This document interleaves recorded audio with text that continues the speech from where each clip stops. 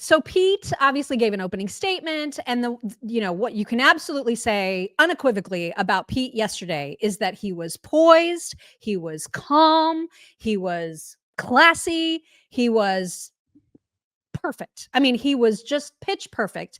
And there was so much to choose from. Like, obviously, we're going to miss some things. You should go back and watch the whole thing if you have time. But we're going to give you the highlights. And here's one of the things that he talked about: Trump's directive to him as the potential leader of the DoD. Here, primary charge he gave me was to bring the warrior culture back to the Department of Defense. He, like me, wants a Pentagon laser focused on lethality, meritocracy, warfighting, accountability, and readiness.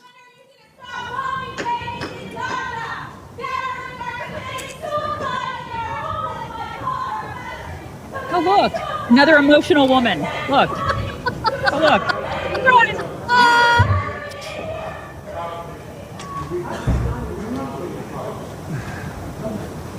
So obnoxious. We should put her in combat. For sure. Uh-huh.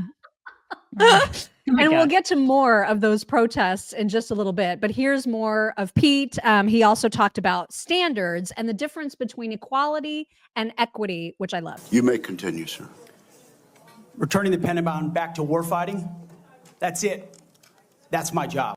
Our standards will be high and they will be equal, not equitable. That's a very different word. We need to make sure every warrior is fully qualified on their assigned weapon system, every pilot's fully qualified and current on the aircraft they are flying, and every general or flag officer is selected for leadership or promotion purely based on performance, readiness, and merit. Leaders at all levels will be held accountable, and warfighting and lethality and the readiness of the troops and their families will be our only focus. It's just so interesting to me because like all the leftists are so anti him. But if we were in a war right now, they would want lethality. They would want all the things that he wants. I mean, that's the thing. They'd all be pissing in a corner somewhere, wanting they'd want somebody to protect them. And then they'd want all these things. It's easy for them to say, but we want the equity. We want all this stuff when we're not actually fighting a war, when someone's not knocking down their door trying to kill their family. You know what I mean? Like, it's just shut up. Well, it's the same thing with the DEI and the fire chief and that, right. Like that one saying, people want to know when they're in a fire that they're going to get someone that looks like them. No, they don't. Nobody gives a crap about that. Right. Especially like when you are facing danger, you don't give a crap. You don't give one single half a crap about this stuff, this woke garbage. And that's precisely what he's all about. He's all about restoring lethality, making sure that we're badasses in the military, making sure that people are afraid of us so they don't try to like invade us or try to kick our butts. I mean, why would you not want that? And you know what? I feel like at the core of every human being, we all want that. When the time comes, we all want that. And they just don't want to admit it. Well, he also talked about what happens when generals don't perform well, or what happens when like a lowly private gets into trouble or does something wrong. They're like immediately there's consequences, and that's what's lacking at the higher echelon of the military right now. And I love the way that he put that. As everybody in this room knows, if you're a rifleman and you lose your rifle, they're throwing the book at you.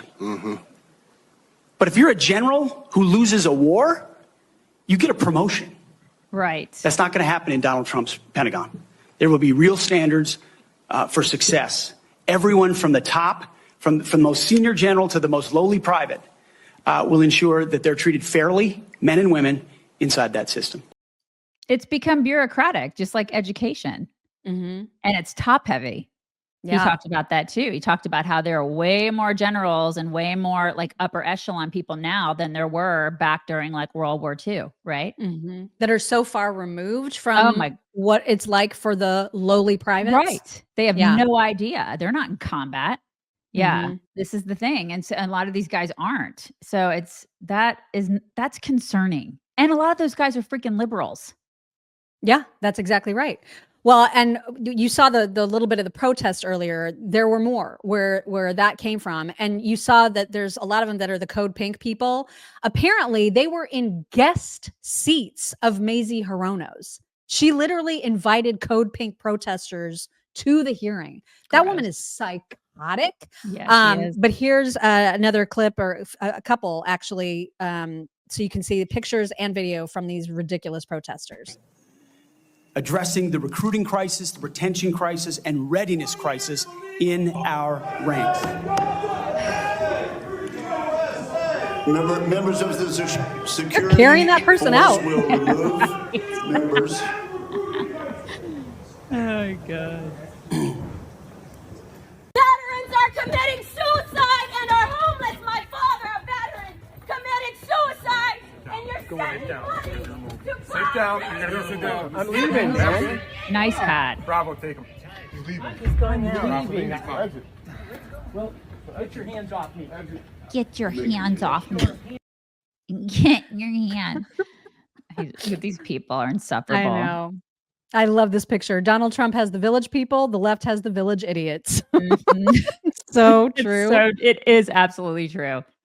And then compare and contrast, because outside the hearing were hundreds of vets who marched in support of Pete Hegseth getting confirmed. This was like such a cool thing to see. So cool. And that's who matters, right? That is who matters. Yeah. Yeah. That's who matters. Mm-hmm. And these are the people that he would be in charge of. These are the people he'd be making decisions for. They want him in charge. Right. I just love that. Yeah, I love it. All the people honking. I love it. Isn't that great? All the flags, all the patriotism. You gotta love that. Yeah. And if you don't, what's wrong with you? Right?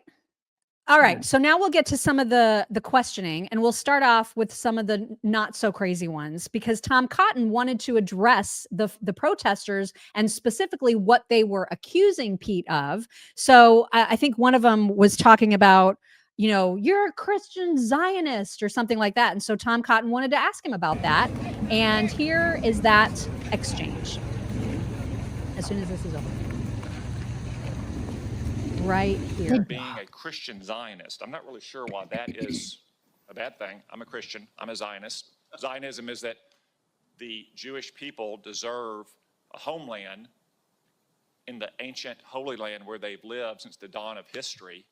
Do you consider yourself a Christian Zionist? Senator, I'm a Christian, and I robustly support the state of Israel and its existential defense, and the way America comes alongside them is their great ally. Thank you. Because Yeah. So that was the first protest point. Another was, you're like a genocide, you know, this is genocide, whatever. U.S. is Israel's committing genocide. Here's Tom Cotton on that. I support Israel's existential war in Gaza. I assume, like me and President Trump, you support that war as well, don't you? Senator, I do. I support Israel destroying and killing every last member of Hamas.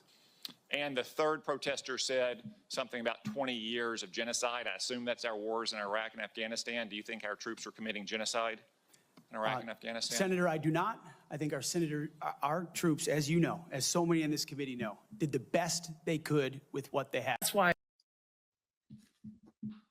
Suck it, protesters. Right. Suck it. Yeah. Mm-hmm. And he was unfazed. I mean, I loved his demeanor the whole time. Yes. Yes. When the worst of the worst were coming at him, he just was. And I think a lot of that, I think all of it has to do with the fact that he is Christian, and then he does have faith, and he walked into that place with the armor of God on. That's how I feel about it. And he's just like, y'all can't get to me. Yeah. That's untouchable. I am untouchable. Right. He also talked about what he thinks is the dumbest phrase being used about the military. This was awesome. Before, and I'll say it again, and because I'm sure it'll be quoted to me at some point. The dumbest phrase in military history is "our unity is our strength." No, our shared purpose is our strength. Our shared mission is our strength.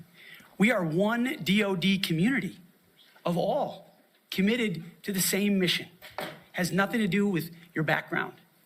Has to do with what your commitment is to the country. And that is my solemn pledge to every single person that would put the uniform on, and reflects President Trump's priorities as well. Love that. Love I do love, too. love. I know. So much of what he said yesterday was just awesome. He was just great. He Mhm. did such a fantastic job. And the people who were opposing him, it's just ask the dumbest, I know we're going to get to it, but just some of the dumbest questioning.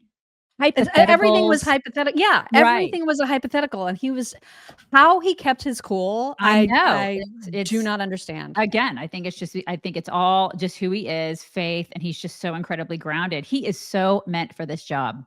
Mm.